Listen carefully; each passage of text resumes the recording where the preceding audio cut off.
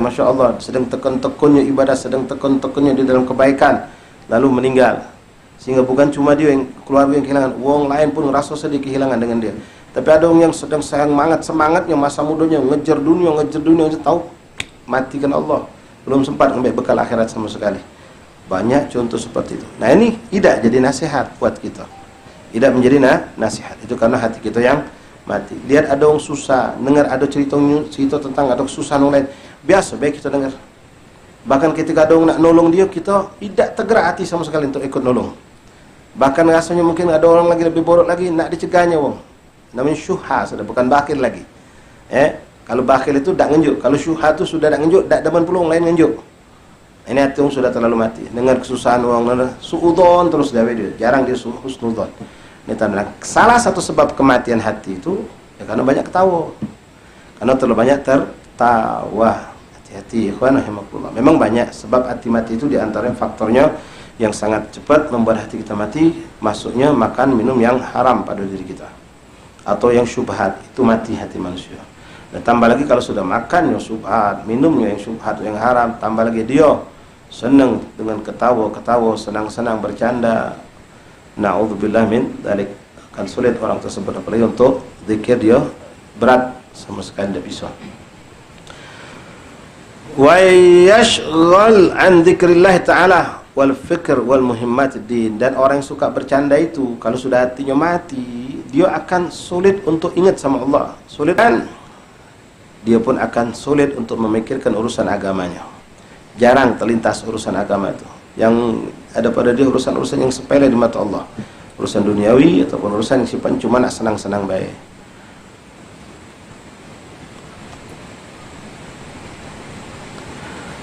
Wa ya'ulu fi katsirin min al-awqati ila al-idha. Bahkan banyak dari waktunya dihabiskan cuma untuk mengganggu orang, dalam arti dengan candaan-candaan dia. Kadang-kadang wong sumpah, wong runyam.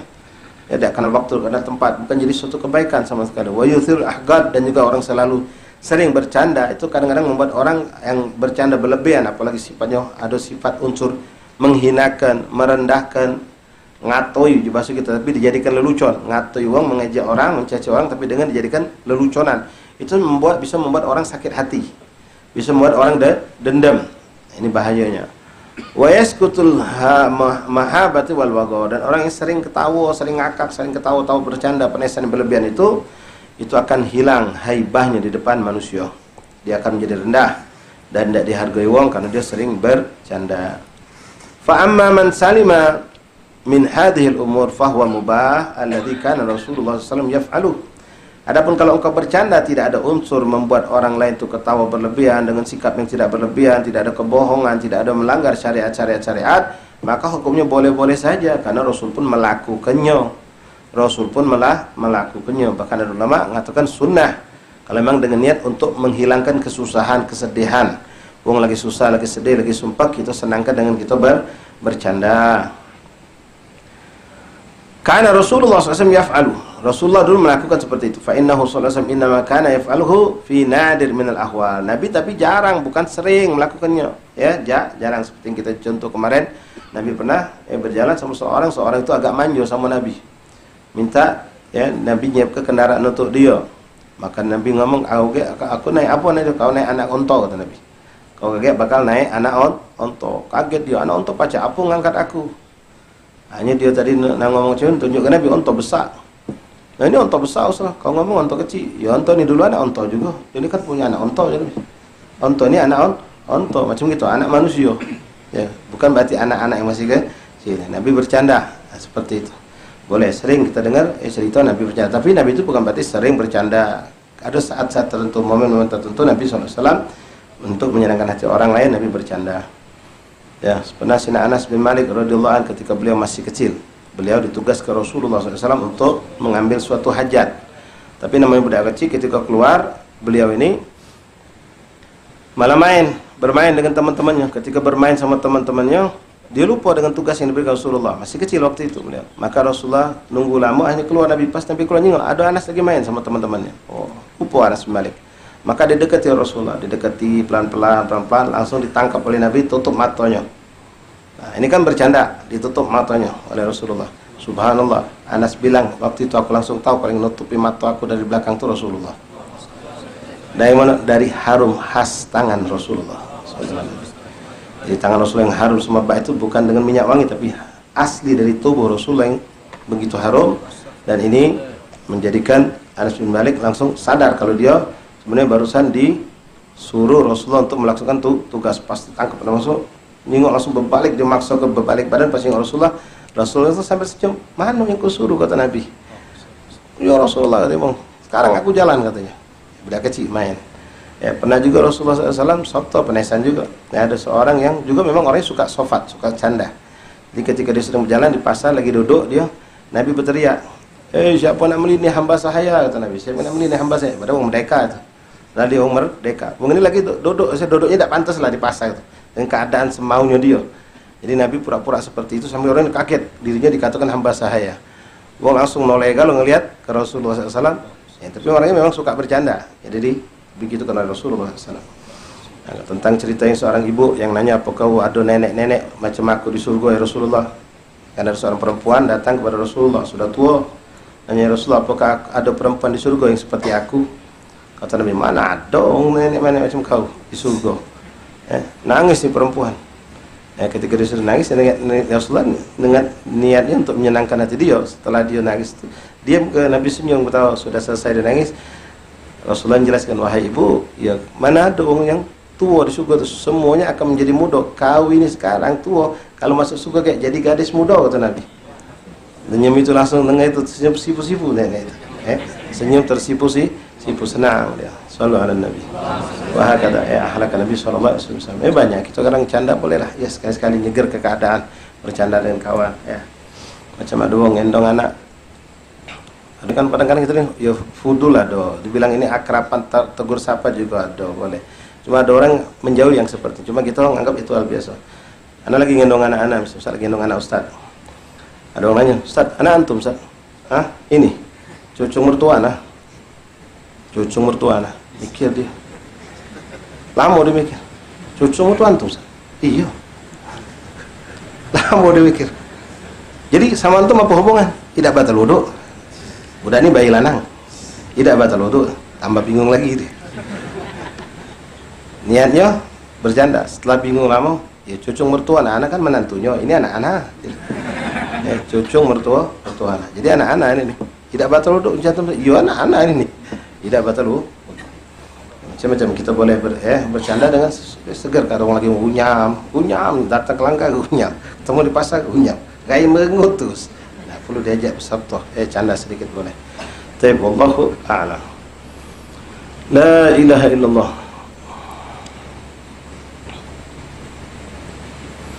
Fa'innahu sallallahu alaihi wasallam innama kana yaf'aluhu fi nadir min ahwa li maslahati wa tadib an-nafs wal muhatib wal mu'anasah. Nabi melakukan itu untuk apa? Untuk kemaslahatan, untuk mencairkan keadaan orang lagi tegang, dicairkan dengan adanya candaan tersebut, atau untuk menyenangkan hati orang-orang yang sedang susah, atau untuk menenangkan jiwa-jiwa yang lagi galau. Wa hadza la man'an minhu qat'an. Hal seperti ini tidak ada larangan sama sekali. Bal huwa sunnatun mustahabah, bahkan itu sesuatu yang disunnahkan oleh Rasulullah sallallahu alaihi wasallam. Fa'tamid ma nagalnahu 'anil ulama wa haqqaqnahu fi hadhihi al-ahadith wa yubayyin ahkamihi fa innahu mimma ya'dhimul ihtijaj ilaihi wa billahi taufik. Dan ini pun banyak sekali kami dapatkan para ulama-ulama pun melakukannya, bercanda, bergurau sama mereka itu ada. Wa hakadha ikhwan rahimakumullah, bahkan ada orang-orang yang memang dikhususkan Allah ya Rasulullah untuk ya memang dia dibolehkan bercanda tadi itu. Tapi ini khusus ya, yang ngatur khususnya itu sendiri bukan sembarang. Jadi ada seorang tokoh habaib, tokoh ulama terkenal, ini orang wali saleh, terkenal wali Allah, termasuk gurunya Habib Ali Habsyi beliau ini, Habib Ahmad bin Muhammad Al-Muhdar yang di Surabaya itu putra beliau Habib Muhammad Al-Muhdar. Ini Habib Ahmad bin Muhammad Al-Muhdar ini yang pengarang qasidah tawassul pada Sayyidah Khadijatul Al-Kubra. Tawassul bil hubabat ya. Sayyidatna Khadijah Zawjatil Mustafa ajil lana bil farija Rabbi salak bi hurma Sayyidatna Khadijah zaujatil Mustafa ajlana. Nah ini Habib ini memang terkenal orangnya suka canda, tapi wali soleh. Jadi pernah ada orang Badui, wong Badui datang kepada beliau dalam keadaan muka merah, dalam keadaan sumpah luar biasa. Datang hadap Habib tadi, pas ketemu Habib nangis di hadapan Habib itu. Ngapo kata Habib, aku dapat musibah Habib, musibah besar jadi ya. Besar apa musibah kau? Katakan tenang gak kau? Sudah tenang dan nyimanyu. Ngapo? Aku tadi barusan ribut sama bini aku Habib katanya. Terus apa yang terjadi? Aku nalak bini aku. No, kata bini nalak. Berapa talak kau? Talak 100 Habib katanya. Talak 100 itu aku pening nih. Aku tuh ucap talak 100. Yang mana ada talak 100 kan? Kata Habib tadi itu bingung kan? Talak 100. Kata Habib sudah. Kau tidak usah bingung kata Habib. 100 kau talak tadi, 97 aku nanggungnya. Nah, tinggal 3 carilah ulama lain. Tinggal 3 carilah ulama lain nyelesai. Senang kok gini. Pekenya dari 197 sudah hilang, tinggal 3 lagi. Senang dia lagi. Ini canda sebenarnya. Ya talak itu kan lebih dari 3 kan. Dia ngomong 100 tetap 3 tu lah. 97 Habib nanggung menjadi. Ya tinggal 3 kau cari ulama lain nyelesai kayaknya. Nah, pernah juga Habib ini dia nih sering lihat ada temannya sih kok, teman akrab sama dia. Itu sering kali di Masjidil Haram ketika di Mekah, beliau lama di Mekah. Beliau pun Masya Allah dekat dengan Babah Khadijatul Kubra. Sampai tiap hari melazim gitu untuk ziarah ke Sayyidah Babah Khadijatul Kubra. Jadi ada dia punya kawan, setiap datang ke masjid itu tidur itulah. Asal datang ke masjid, tidur. Apa kata tidur, apa kata tidur. Sampai wong sumpah, bukan banyak ibadah, bukan banyak sholat, bukan banyak zikir, bukan banyak lagi, bukan hadir di halakoh. Apa kata tidur, baik. Akhirnya suatu hari dinasihat tidak galak, ditegur tidak galak, pasung lagi tidur, ya, sama Habib tadi itu. Beliau mbek banyu, beliau percik apa di daerah dekat kemaluannya, daerah sepan dari bajunya. Perciknya sampai ke jungan basah. Pas sudah itu panggilnya surto, panggilnya polisi. Jadi kita Pak polisi, apa? Nah kencing di masjid bukan? Kencing di masjid itu. Pas polisi tadi tidak jengok lagi, jengok itu basah langsung dikebuknya. Komentar, akhirnya nanti boleh nanti. Bangun kau, kencing kau, kata polisi. Lari langsung kawan tadi itu. Tapi setelah itu dia minta maaf. Setelah itu dia minta maaf karena pegel. Asal ke masjid bukan sholat, bukan zikir, bukan apa kata tidur, apa kata tidur. Wah kata ikhwan rahimakumullah. Canda itu sering. Ya, ulama kita ngaruhkan canda-canda. Sabtu itu ada. Ala kulli hal. Masya Allah tabarakallah. Bab syafa'ah. Nah sekarang kita masuk bab syafa'ah. Syafa'ah yang dimaksud di sini Imam Nawawi menyebutkan bukan khusus tentang syafaat Rasulullah pada hari kiamat, tapi makna syafaat di sini apa ya kalau bahasa kita sekarang ini? Ada orang punya masalah berhadapan dengan orang kuat, dia tidak punya kekuatan, lalu dia minta tolong sama orang yang sama-sama kuat. Apa bahasa kamu? Ya backing lah barangkali ya kalau bahasa kita. Selain itu apa yang bahasa? Tidak tahu ya apa dia? Ya, bahasa orang sekarang lah nah. Inti ada urusan sama seorang pejabat, inti tidak pernah tidak, inti minta tolong biar misalnya benar kita punya hajat, lubang kita rusak, ya tidak pernah dipeduli oleh pemerintah. Jadi mak mana biar tembus permintaan kita, biar jalan kita dibaguskan oleh pemerintah.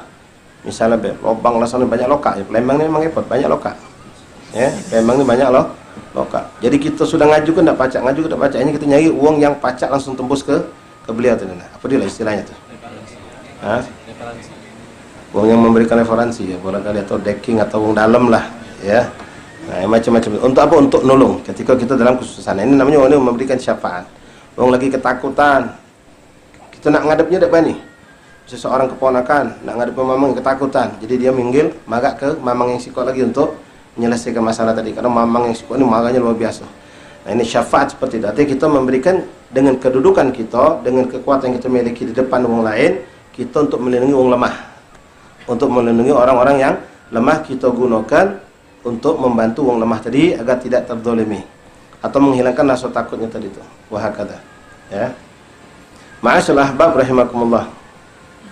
Bab syafa'ah. I'lam anna tustahabu syafa'ah ila ulatil amr wa ghairuhum min ashabil huquq wal mustawfiyina laha ma lam takun syafa'ah fi haddin aw syafa'ah fi amrin la yajuzu tarkuh ka syafa'ati ila nadhir ala tifl aw majnun aw waqaf aw nahwu dhalika fi tarkil ba'd al huquq allati fi wilayatihi fa hadhihi kullaha syafa'atun muharramatun tahrumu 'ala syafi' wa yahrumu 'ala al-masyfu' ilaihi qabulha wa yahrumu 'ala ghairihi ma as-sa'i fiha idza 'alimaha wa dalailu jami'i ma dzakarnahu dhahiratun fi kitabis sunnah wa aqwalu ulama al-a'immah. Qala Allah Ta'ala man yashfa' syafa'atan hasanatan yakun lahu nasibun minha wa man yashfa' syafa'atan sayyi'atan yakun lahu kiflun minha wa kana Allah ala kulli syai'in muqita. Ikhwan rahimakumullah. Orang menggunakan kedudukan, jabatan atau kekuatan dirinya atau wajhah dirinya punya nilai lah, punya pamor di hadapan orang-orang lain, itu tergantung kemana dia gunakan. Kadang-kadang digunakan untuk suatu kebaikan, kadang-kadang untuk keburukan. Ada orang mau mengadakan suatu acara ini maksiat, organ tunggal, macam-macam lah. Cuma orang ini panitia atau saibul bait atau orang kelompok organ tunggal ini yang bakal bikin maksiat ini agak ragu, takut di mereka. Takut misalnya dia bakal nanti ditegur oleh polisi atau ditegur atau ditangkap dan seterusnya. Maka mereka kenal di kampung ini ada wong yang Masya Allah punya pamor, polisi segan sama dia. Maka mereka datangi, minta syafaat agar urusan mereka, gawe mereka ini jalan. Maka orang tadi ngomong, sudah, lajulah kamu dah. Tidak usah ngapa-ngapa, tenanglah. Kalau urusan apa sama aku kakek. Nah, ini syafaat namanya. Tapi na'udzubillah, syafaat ini syafaat yang buruk, haram hukumnya. Haram hukumnya. Yang minta syafaat ke situ haram, yang memberikan syafaat juga hati-hati. Yang punya kedudukan, tanda tangan nanti terpakai, ya. Tanda tangan ini sudah lah, tulis lagi aku tanda tangan nih. Untuk urusan baik, Masya Allah. Ya, kita pengen ngadu ke acara, perizinannya susah. Ada seorang punya wijah, punya kedudukan yang baik, dia dikenal baik di kalangan pemerintah atau apa. Kalau pakai nama dia, izin gampang, keamanan diberikan. Pakai dia untuk minta syafaat tadi. Ya sudah, acara apa kamu? Tabligh akbar di mana? Lapangan mana? Sudah, ya sudah. Buatlah aturannya, rapikanlah kaki aku yang melok tanda tangan. Tulis aku sebagai pengawas di situ atau penanggung jawab. Nah, ini orang punya kedudukan, digunakan untuk kebaikan. Ini yang baik. Orang seperti ini dia cuma modal tanda tangan, berapa banyak kebaikan yang terjadi dapat dia pahalanya. Tapi sebaliknya, na'udzubillah min dzalik, kalau orang dengan modal tanda tangan, modal kedudukan, modal nama dia, kan biasa kan, ente ngapo nak ketakutan, masuk dari mana? Sudah sebut nama aku. Nah, cagong sekarang kan, sebut nama aku. Lah nyebut nama dia bebek lah bebuai dah jadi manfaat juga. Ya. Salah, sebut nama aku, sebut nama Allah. Itu saja benar sebut nama Allah. Tapi kalau kita nyebut nama Rasulullah, nyebut nama aulia, nah, boleh jadi nyebut nama aulia itu bisa menguntungkan kita. Ya. Tapi nyebut nama-nama, apalagi maaf, nyebut nama preman misalnya, tidak ada manfaat sebetulnya itu. Walaupun secara hukum zahir itu, aku tadi nak pegang budak daerah situ, pas aku nyebut aku nak mengujang, mengujang apalah ada gelar itu, lepas kunyo kami. Nah, ya, itu syafaat, nah, nama dia tadi dipakai. Nah, tinggal kemana kita pakai, kebaikan atau keburukan. Kalau keburukan, na'udzubillah, kita dapat, walaupun kita tidak melok melakukan keburukan tersebut. Bahkan orang yang melakukan, yang minta atau yang menolong atau menunjuk jalan untuk keburukan itu dapat dosa galau. Tapi kalau kebaikan, sebaliknya kita bakal dapat segala bentuk kebaikan. Nah, syafaat yang juga terutama lagi kita berikan kepada orang-orang yang lemah. Banyak sekarang ikhwan, wong-wong ini nak ngurung bawang rendahan, dia punya hajat ke suatu kantor, suatu jawatan atau ke rumah sakit. Saronian dia nak masuk, ngapo? Nyengok casingnya, kaget ke wong terus, dimundur ke wong terus, ditunda lagi, besok lagi. Wong ini butuh padahal, tapi wong lain, Masya Allah, yang punya kedudukan, yang punya jabatan, casingnya belagak, cak wong kayo, dicepat ke gal urusannya. Nah, dengan ente punya kedudukan di rumah sakit itu misal, di kantor itu ente punya kedudukan, ente tolong orang lemah ini. Ini yang sangat dianjurkan Rasulullah. Ente tolongi, jingok itu, bapak ini dari kemarin kok jingok. Para ipak, kenapa pak? Dari kemarin bapak kesini? Iya, aku dari kemarin ngantri, belum juga dipanggil sama aku. Padahal aku lah masuk ke 3 hari yang lalu. Tanya ngapo aja kita, tanya kepada yang petugas. Kita punya kedudukan tinggi, bisa levelan kita di kantor atau di rumah sakit atau di apa. Ngapo? Ketahuan kadang-kadang na'udzubillah wong nak minta duit misalnya. Ya, atau karena ada yang netak jadi wong berpangkat juga atau apa, sehingga wong rendah ini selalu di belakang terus. Nah, gunakan jabatan itu, gunakan kekuatan itu. Isfa' lahum, berikan syafaat, ini aslinya. Tolongan untuk mereka. Mana syafaat itu pertolongan. Ini, mana surat kamu? Bentukkan. Uruskan ini duluan. Aku yang tanggung jawab. Maju pak, sini pak, bapak ke depan. Minggir kamu ke belakang. Wah, ini senang kan ada orang nih. Lah 3 hari ngantri, tebang wong terus. Dia punya urusan tertunda. Ini perlu kita tolong macam ini. Banyak kan kejadian macam ini. Sangat banyak. Wong ada hajat apa, bahkan wong nagih hutang misalnya. Hutang, wong tuh berhutang sama dia, tapi justru wong itu nyegak dia. magai dia. Padahal utang, wong itu utang sama dia. Nah ini perlu tolong apa ente segak, yo wong itu utang sama aku nak nagih. Ujungnya besok, aku datang besok, ujungnya besok lagi, marah dia sama aku. Kita ngerasa kalau kita yang maju, wong ini nunduk. Bismillah, kau melok aku. Ini Rasulullah sering melakukan seperti ini, ya, sering dilakukan Rasulullah SAW yang seperti ini. Maju sama Rasulullah, sama kita, temui, fulan, assalamualaikum, mengapa? Alafu, ente ada utang sama fulan. Oh iya, anak ada utang memang apa? Ngapain tidak bayar? Yo aku nak kasih duit. Dia ngomong kalau kasih duit. Kapan kau sanggup bayar? Ya aku usaha 2 hari lagi, sudah. 2 hari lagi aku sama dia nagih kau. Dia jawabnya langsung. Karena orang itu segan sama kita, takut sama kita. Kita punya power istilahnya di tempat itu. Nah itu gunakan syafaat seperti ini. Gunakan syafaat yang seperti, tapi jangan salah guna. Justru kedudukan ente, kekuatan ente, pamornya ente, powernya ente digunakan untuk naudzubillah menghalalkan, melegalkan sesuatu yang diharamkan Allah. Hati-hati, dosanya dapat kita. Malah petakannya kita dah dapat. Wallahu a'lam bishawab. Insyaallah nanti banyak cerita-cerita bagaimana Rasulullah SAW memberikan syafaat, bahkan bukan kepada manusia, kepada hewan pun Rasul memberikan syafaat yang model seperti ini. Nolong hewan yang hendak ditangkap, hendak dibunuh, yang susah segala macam, ngadu kepada Rasulullah, dan Rasul yang mencairkan urusan mereka, menghilangkan kesusahan mereka, menolong mereka dari segala bentuk ketakutan. InsyaAllah kita lanjut pada malam yang akan datang biidznillah subhanahu wa ta'ala. Wallahu a'lam bishawab. Adzan fadal. Ikhwan, malam ini insyaallah badal isya kita ziarah ke Datuk Agil. Jadi majlis yang di Sungai Jeruju Laut itu pindah ke Magom Datuk Agil, Simpang Veteran Pasar Kuta itu. Ya Jaturi. Insyaallah mungkin jam 8:04 sudah kita mulai. Fadal adzan. Allahu Akbar, Allahu